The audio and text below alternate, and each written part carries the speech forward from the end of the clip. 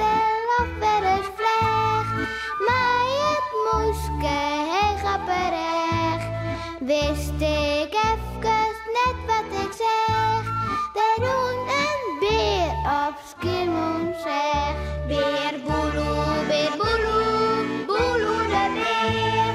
Wat oh wat, beleven te deze keer.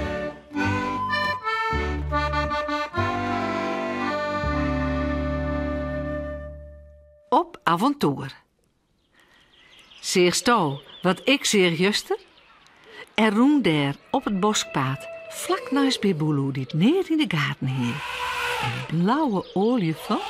Oh. En doe, even letten, de bocht om.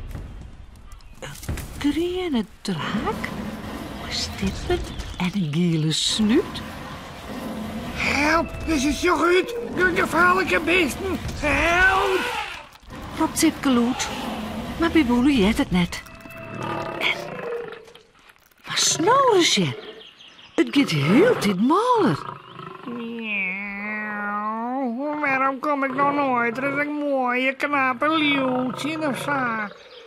Oh, wat zou dat gezellig wezen kunnen. Sipke kan het net meer omzien. Oh. Miauw, of een vogel van 10 meter of zo. Met eens wat oors als een moskje. Miauw. Maar dan, ineens komen bij Boeloe en Jannie de Poesta oren gedachten. Oh, ja, wees. We moeten eer gaan voor het leven. Roept bij Boeloe uit. Sipke had gelijk.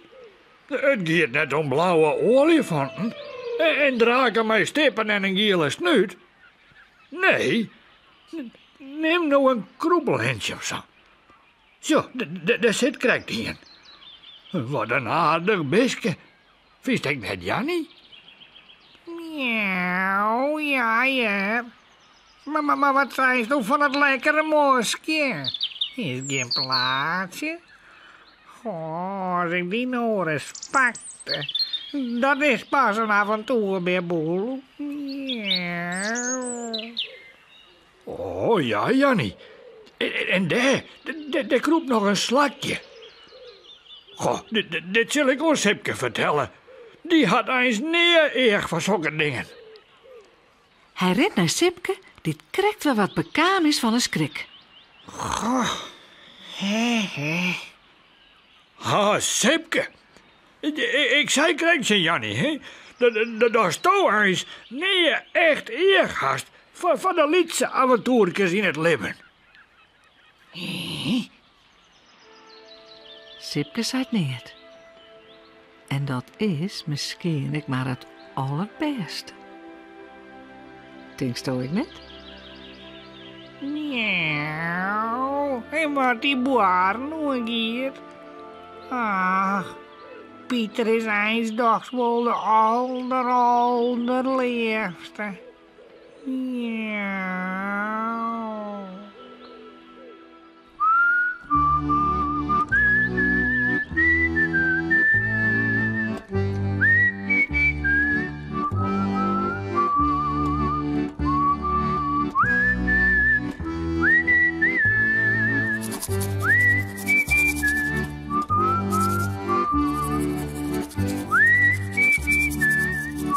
En voorast lekker sliepen.